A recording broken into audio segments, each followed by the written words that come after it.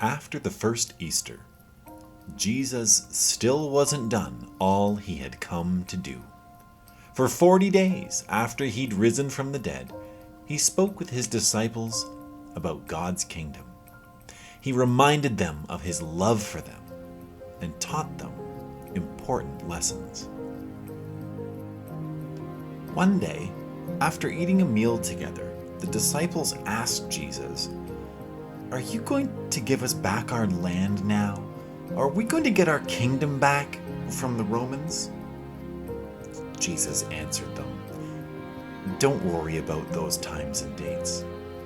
The Father is sending you a special gift called the Holy Spirit, who will come and stay with you all.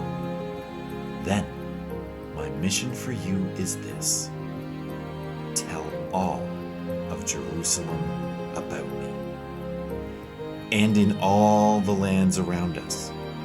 Tell people all the way from one end of the earth to the other who I am, what I have done, how much I love them, and what is yet to come." After Jesus said this, he was taken up to heaven. The disciples stood in awe, watching Jesus leave until he was gone from sight. Then they waited for the gift that he'd promised, and waited, and kept waiting. And as they stood there waiting some more, a messenger from God came and said, "Men of Galilee, why are you standing there looking at the sky? Jesus has been taken away, but he will be back in the same way you saw him go. But it's not right now." The apostles returned to Jerusalem and sat waiting as Jesus had instructed them to do. Suddenly, a sound from heaven came, like a strong wind blowing, and it filled the entire house.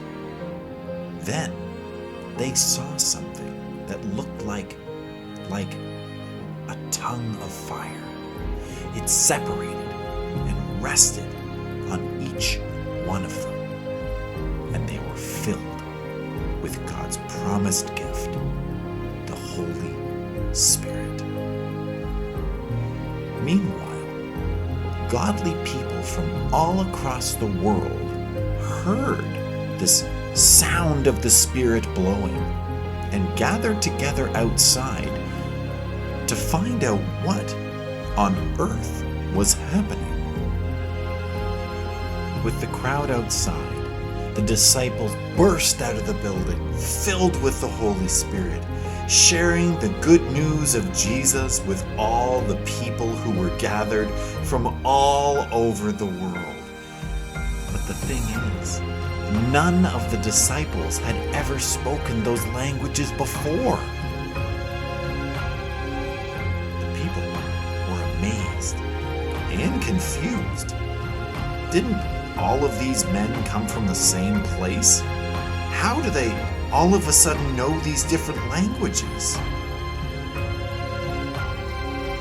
Peter stepped forward and, filled with the Holy Spirit, he shared as Jesus had asked him to share, speaking to the crowd about all Jesus had done and all that was in store for them in him. That day, over 3,000 people believed what they heard about Jesus, put their trust in him, and became his followers too. The Holy Spirit had arrived and changed the disciples. The Holy Spirit now lived in them. The Holy Spirit lives in us.